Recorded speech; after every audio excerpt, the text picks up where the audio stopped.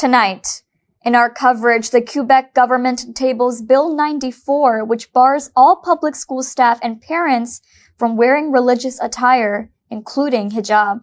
Assalamu alaikum and good evening. This is Muslim News Canada on Muslim Network TV. I'm Elia Batul.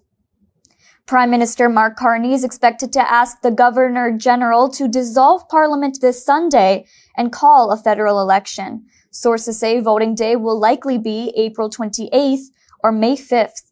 The campaign is expected to run between 36 to 50 days.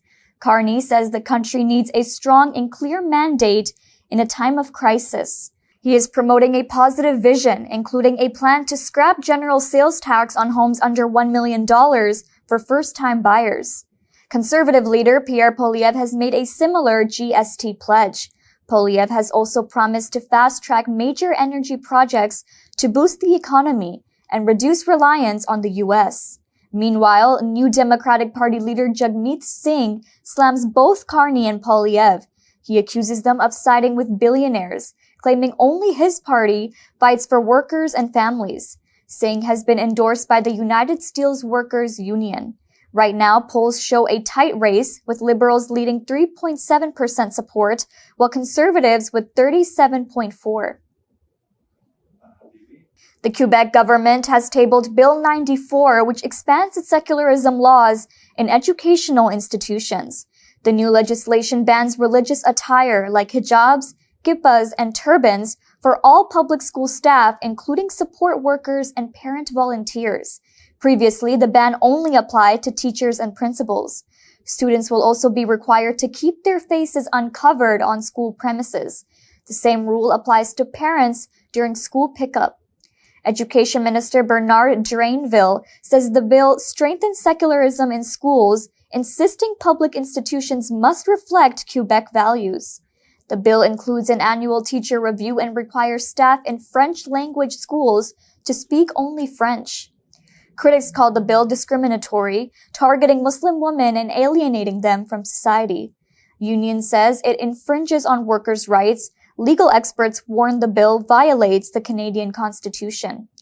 To avoid legal challenges, the government has invoked the Charter's notwithstanding clause, as it did with the controversial Bill 21.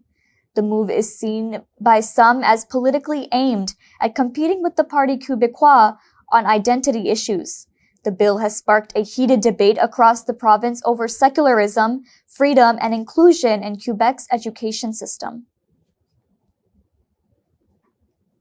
Axios media reports U.S. President Donald Trump has given Iran a 2-month deadline to agree to a new nuclear deal. The letter, reportedly sent to Iran's Supreme Leader Ayatollah Khamenei, was delivered via a diplomatic chain involving Trump's envoy Steve Witkoff and UAE President Mohammed bin Zayed.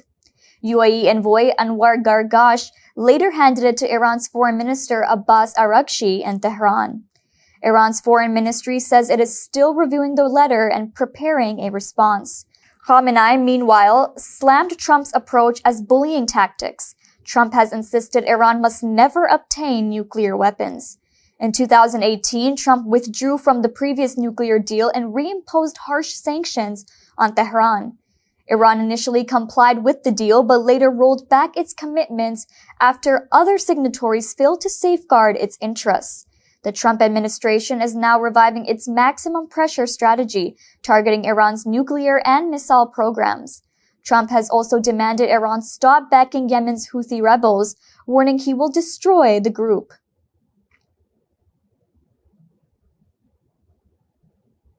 Israel has launched a ground invasion in southern Gaza's Rafah.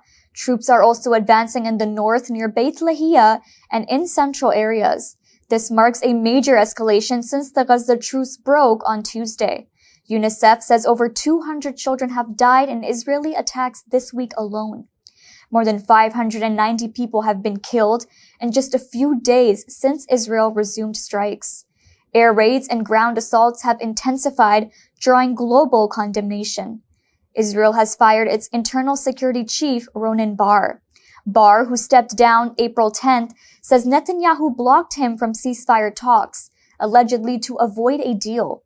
Palestinian agencies report more than 61,700 civilians have been killed since October 7th. The figure includes thousands of Palestinians missing under the rubble, now presumed dead. More than 112,950 have been wounded.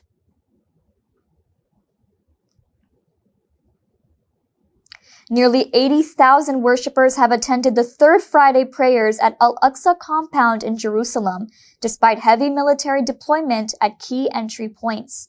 Dozens of Palestinians holding valid prayer permits were denied entry at the Galandia checkpoint north of Jerusalem. Under new government measures approved by Israeli Prime Minister Benjamin Netanyahu, only men over 55, women over 50, and children under 12 can enter the compound. In order to enter, worshippers need to have prior security clearance and must undergo thorough checks at designated checkpoints. Frustration is widespread among Palestinians, especially elderly worshippers. Ibrahim Awad, a resident of the northern West Bank, says authorities barred him for alleged incitement on social media. He firmly denies the charge and insists he only expressed sympathy for victims. 67-year-old Ismail Abdullah is criticizing the unprecedented restrictions. Abdullah says, "I've never seen a situation like this. Israelis don't want anyone in Palestine, not in Jerusalem, nor anywhere else." These restrictions coincide with ongoing daily incursions into Al-Aqsa Mosque by hundreds of Israeli settlers during Ramadan, further intensifying tensions.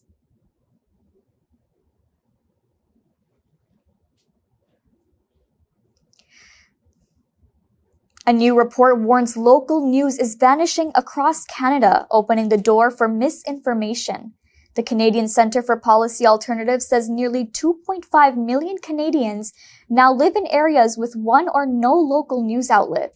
That's double the number from 2008. Suburban areas are worst hit, especially outside big cities like Toronto, Vancouver, and Montreal. Ontario is the only province not seeing a drop, thanks to some new online-only platforms. Small towns in most provinces and territories have seen major losses in coverage.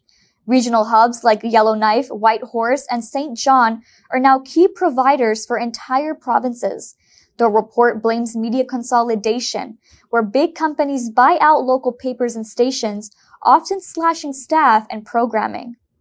While government efforts like the Local Journalism Initiative and digital news tax credits exist, experts say they're not enough. Report's author David MacDonald says waiting for tech giants like Google or Meta to rescue local journalism is a fool's errand. MacDonald says millions of Canadians are left in the dark, risking democracy.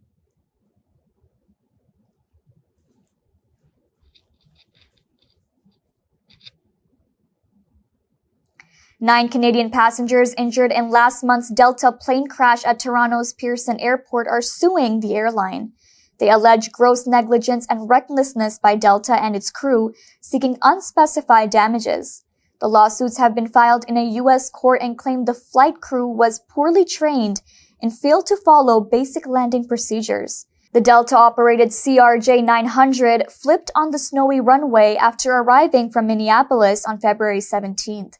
Passengers were left hanging upside down, with dark smoke billowing from the wreckage.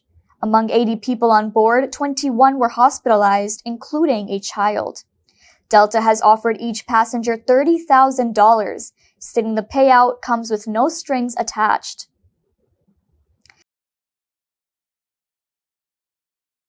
That's all from our Toronto studios. Thank you for watching Muslim News Canada.